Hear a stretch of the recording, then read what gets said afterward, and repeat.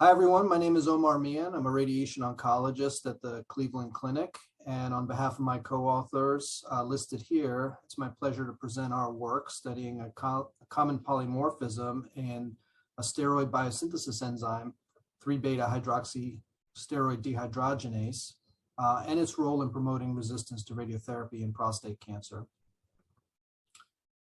So at this point, there have been multiple randomized phase 3 randomized controlled clinical trials that have shown an overall survival benefit with the combination of radiotherapy and androgen deprivation therapy.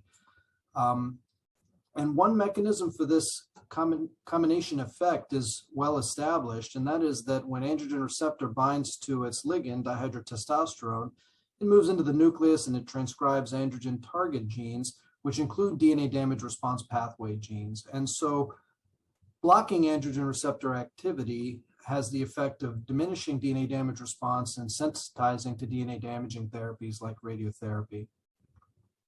There's multiple sources for testosterone in the body, and the primary source is gonadal testosterone made in the testes. But testosterone precursors can be produced in the adrenal glands and can be converted in the prostate or in the tumor cells to androgens that can activate the androgen receptor.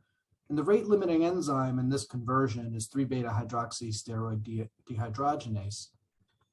My colleague and co-author Nima Sharifi originally described a polymorphism in HSD3B1, the gene encoding 3-beta-hydroxysteroid dehydrogenase. And this polymorphism, the C allele, leads to stabilization of the protein and accumulation of this enzyme in cells. Remember, this enzyme converts DHEA to AD, a testosterone precursor. And so when you have the C allele, the adrenally permissive variant of the protein is formed, and that results in more conversion to AD and more accumulation of dihydrotestosterone in cells.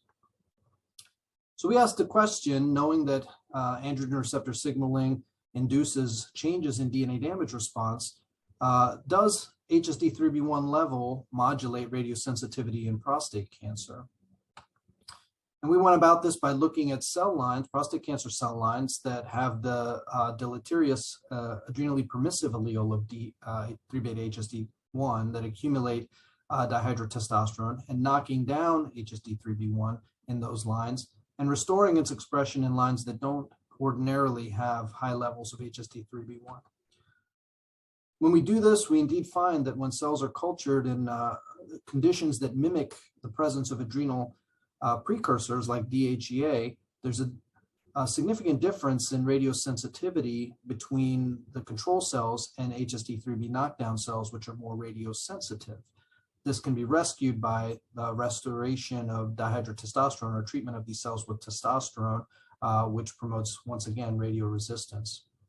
We see the same effect in animal models. This is a xenograft model of LINCAP cells that express high levels of HSD3B1, or LAPC4 cells that express low levels.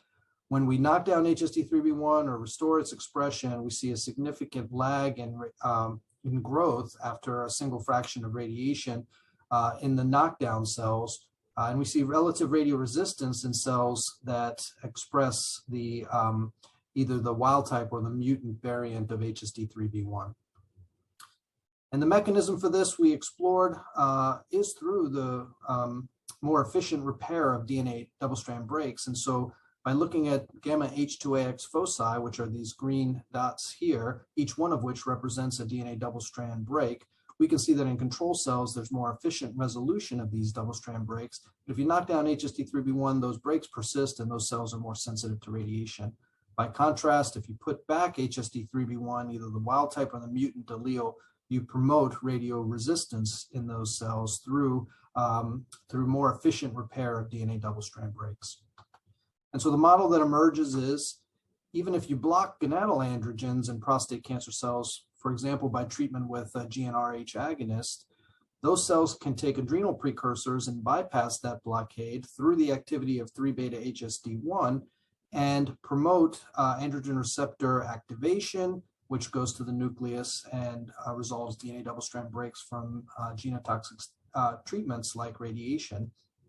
And so in men who have a particular allele of 3-beta-hydroxysteroid dehydrogenase, that promotes this conversion.